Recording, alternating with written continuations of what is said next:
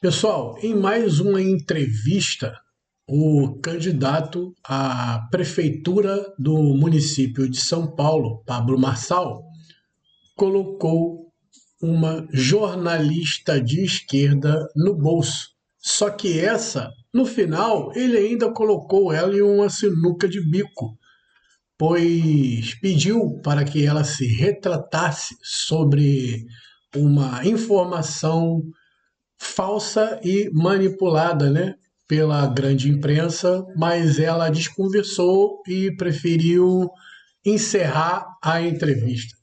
Vamos para o vídeo.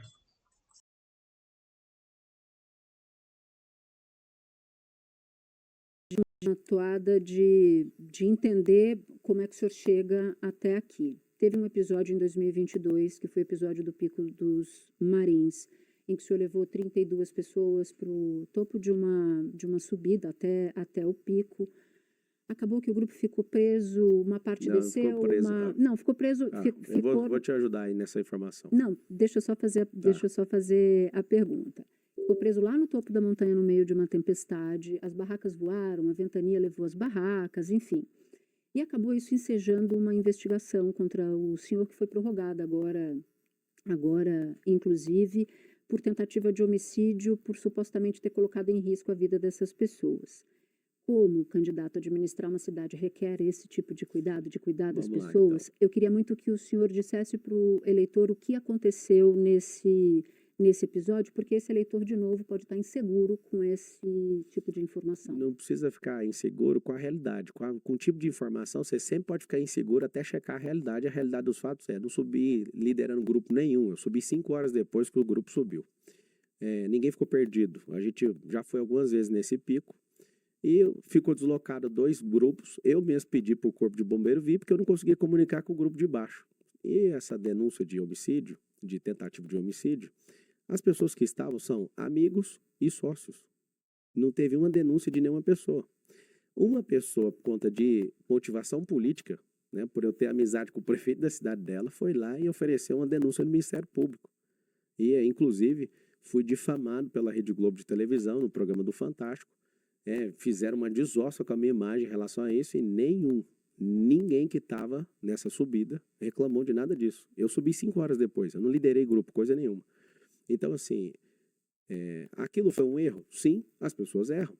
Você não vai me ver cometendo o mesmo erro 2 vezes. Eu sou um homem maduro aos 37 anos de idade, casado com a mesma mulher, inclusive minha única namorada, tenho 4 filhos e dezenas de empresas. Para te falar uma coisa, já errei muito na vida. E não precisa errar de voltar no mesmo erro. Você não vai me ver 2 vezes fazendo a mesma coisa. Então, assim, isso me trouxe amadurecimento e eu posso falar para você, tudo aquilo que você me vê errando, você vai me ver corrigindo a rota. E eu sou muito feliz de ter tomado decisões que me fizeram corrigir todas as rotas que eu passei na minha vida. Então, o senhor dá garantia para o eleitor que o senhor vai saber cuidar deles se eleito for? Então, cada um tem que cuidar da própria vida. Eu vou prestar suporte para vocês terem uma vida menos sofrida e para todo mundo prosperar. Eu não garanto que eu vou cuidar de todo mundo, porque isso não é papel do prefeito. O prefeito ele tem que fazer o quê? Ele tem que devolver benefício para todo mundo. Cuidar, nós vamos ensinar cada um a ser forte, para não depender do governo do PT, para não depender de ficar o tempo inteiro emocionalmente envolvido com esse povo. Todo mundo pode abrir seu próprio negócio. Você que está aí agora, que é mãe, se você perdeu a esperança de prosperar, seu filho vai prosperar, porque eu prosperei e abençoei minha mãe. Eu quero que você saiba que todos podem prosperar. Eu acredito nisso de verdade. Eu estou na política para isso. Eu quero que a nossa nação tenha um propósito de ser a nação mais próspera da Terra. Até 2050 foi um alvo que queimou no meu coração. Eu quero transmitir para todo mundo. Porque se São Paulo der certo, o Brasil inteiro vai mudar. Nós iremos nos tornar uma nação de primeiro mundo até 2050. E sabe qual é o dado que eu dou em relação a isso? Em 1990, Natuza, a China tinha um PIB menor que o do Brasil. Isso é assustador. O PIB em torno de 360 bilhões de dólares. O Brasil tinha um PIB de 420 bilhões, em torno de 420 bilhões de dólares. O Brasil já foi maior que a China. 2023, o PIB fechado, que não fechou desse ano, a China tem 21 trilhões, o Brasil tem 2,7 trilhões. O que eles investiram? Matriz energética, infraestrutura. Só em 3 anos de construção civil gastaram mais concreto que os Estados Unidos da América em 100 anos. Sabe o que eles investiram? Em educação. Sabe o que eles investiram? Tecnologia. Eu não vejo nenhum candidato à prefeitura de São Paulo tocar em tecnologia. O Ricardo Nunes falou que leva meia hora para subir num prédio de 1 quilômetro. Eu que fiquei hospedado no maior prédio do mundo, lá em Dubai, As pessoas só vão para esse lugar justamente porque tem um prédio de 828 metros de altura e leva 5 minutos para subir. Você imagina um prefeito que é do século passado querendo levar a gente de volta para o futuro. Nenhum dos candidatos estão falando sobre tecnologia. Nenhum deles, de verdade, acreditam no progresso do nosso povo.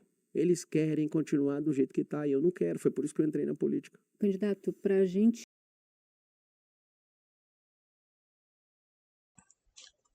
Só uma pequena pausa, pessoal.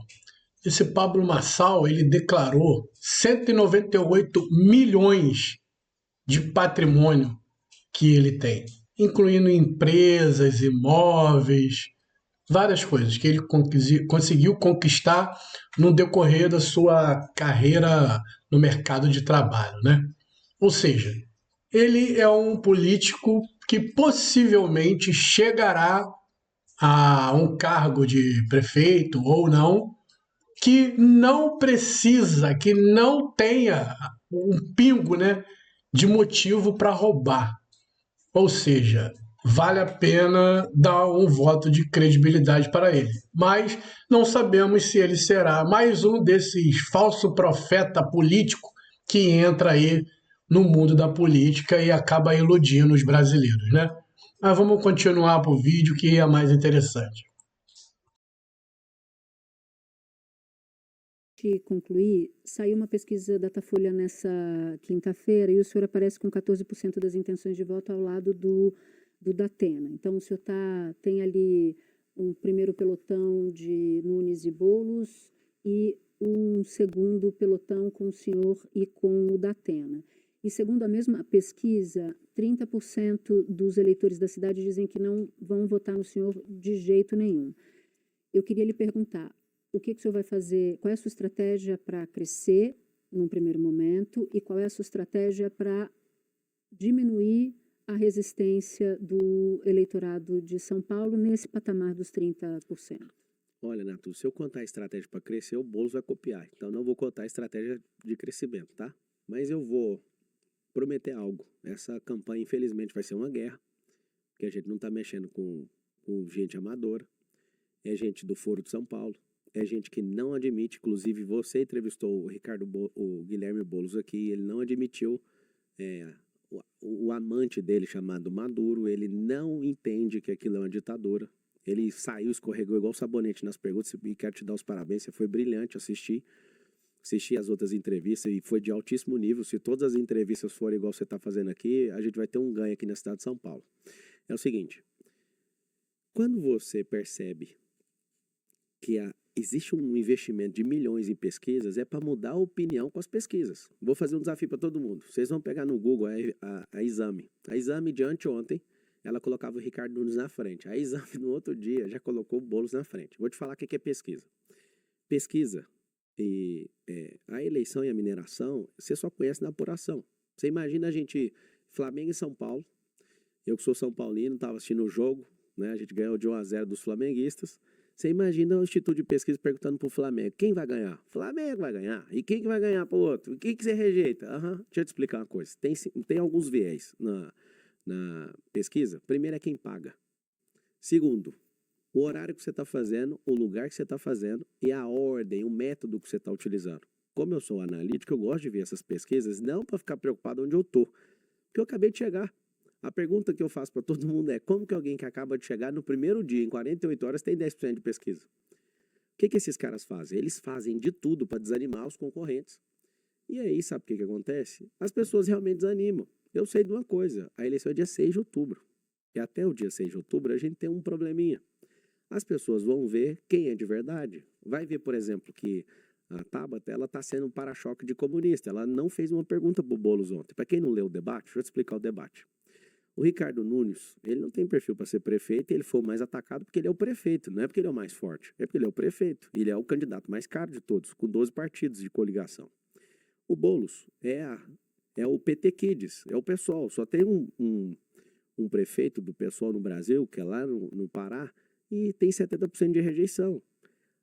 Para a esquerda, o Boulos é uma piada, só que não tinha outra pessoa para colocar aqui, e colocaram o PT Kids. Aí o que acontece? Colocaram também o Datena. O Datena não quer ser não quer de forma nenhuma ser prefeito, mas ele está indo para ver até onde vai. Eu queria pedir para vocês levarem a sério e entender o jogo.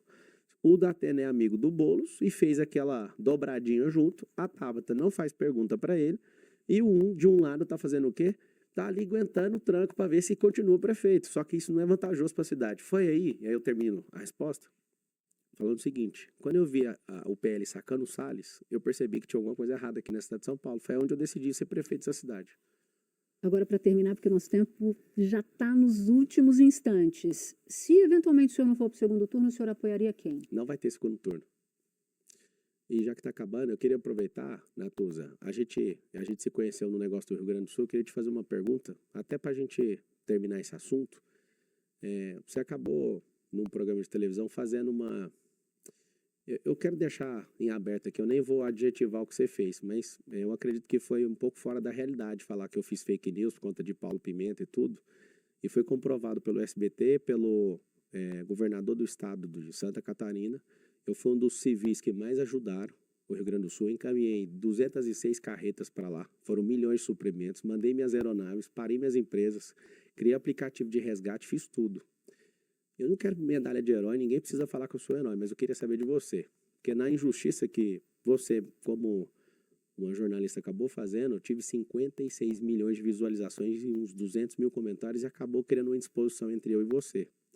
Eu queria saber se você sustenta aquilo que você falou da minha pessoa, né, que eu produzi fake news, ou se você, né, de alguma forma vê que aquilo foi um erro, que eu quero até remover o processo que eu fiz contra a Rede Globo e a sua pessoa, porque eu não tenho interesse em levar isso adiante. Candidato, a gente precisa realmente, senão o senhor vai acabar tendo um tempo maior do que os outros, e isso não é justo. Você se arrepende ou não de ter falado? Porque para mim está tudo bem. Está mantido e o tema é eleição. Candidato, o tema não sou eu. Infelizmente, porque a gente terminou... o tema sou eu. Você falou de mim, aí o tema prejudica a minha pessoa na eleição. Sim, eu sei, candidato, mas a gente está falando bom. de propostas. Tá bom. Tá? O que foi dito está mantido. Bom, e assim, né, a gente encerra aí mais uma vez, infelizmente, a esquerda do Brasil, suas raízes, né, como sempre está dentro do jornalismo, e infelizmente, mais uma colocada no bolso aí pelo Pablo Marçal. Muito obrigado a todos, até o próximo vídeo.